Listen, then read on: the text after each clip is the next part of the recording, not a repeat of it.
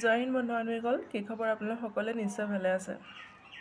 যিহেতু আজি আপোনালোকৰ মাজলৈ মই এটা ভিডিঅ' লৈ আহিছোঁ, যিহেতু আপোনালোক বহুতৰে মনত কুৱেশ্যন হৈ আছে আৰু বহুতে কুৱেশ্যন কৰি আছে যে অসম পুলিচৰ ইণ্টাৰভিউ কেতিয়া হ'ব বা অসমৰ 3rd গ্ৰেড 4th গ্ৰেডৰ ইণ্টাৰভিউ কেতিয়া পাতিব। আপোনালোকৰ সকলোৰে মনত এইটো কুৱেশ্যন আহি আছে আৰু আহি থকাটো স্বাভাৱিক কথা। যিহেতু সকলোৱে সুধি আছে অসম পুলিচৰ ইণ্টাৰভিউখিনি কেতিয়া হ'ব বা অসমৰ 3rd গ্ৰেড 4th গ্ৰেডৰ যোনখিনি এক্সাম সেইখিনি কেতিয়া অনুষ্ঠিত কৰিব।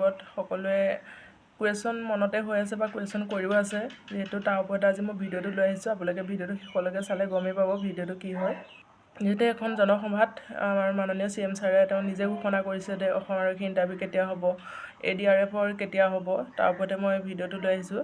আপোনালোকে মই CM ছাৰে কোৱা ক্লিপটো আপোনালোকক দেখাই দিওঁ। আপোনালোকে সেই ক্লিপটো চালে গমেই পাব। প্ৰথমতে ক্লিপটো চাই লওক। মোক ল'ৰাবিলাকে সোধে যে মামা পুলিচৰ এপইণ্টমেণ্ট কেতিয়া হ'ব, দৌৰা কেতিয়া হ'ব।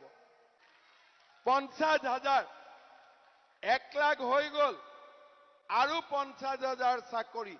জুলাইত পুলিচৰ ইণ্টাৰভিউ হ'ব, ছেপ্টেম্বৰ অক্টোবৰত গ্ৰেড 3 গ্ৰেড 4 আৰু আপোনালোকে জানিব যে চাকৰিৰ নামত এতিয়া অসমত কোনো দালালি নচলিব, কোনো টকা পইচাৰ ঘোষ। যিহেতু ক্লিপটো চাই আপোনালোকে গমেই পাইছে, তেখেতে যিহেতু ঘোষণা কৰিছে যে অসম আৰক্ষী ইণ্টাৰভিউ জুলাই মাহত হ'ব, যোনখিনি 3rd গ্ৰেড 4th গ্ৰেড আছে সেইখিনি ইণ্টাৰভিউ ছেপ্টেম্বৰ অক্টোবৰ মাহত হ'ব। সেইতকে ইণ্টাৰভিউ তেওঁ যিহেতু যিভাগে কথাখিনি কয় সেইভাগে কামখিনি কৰিও আহিছে। আপোনালোকে দেখিছে সেই ইণ্টাৰভিউখিনি অনুষ্ঠিত যিহেতু হ'বই, এক্সামখিনি পাতিবই। আপোনালোকে নিজকে প্ৰস্তুতি চলাই থাকক।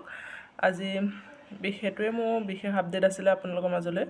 পুনৰ এটি নতুন ভিডিঅ'ৰ সৈতে আকৌ লগ পাম। আজিলৈ আহিছোঁ। জয় হিন্দ।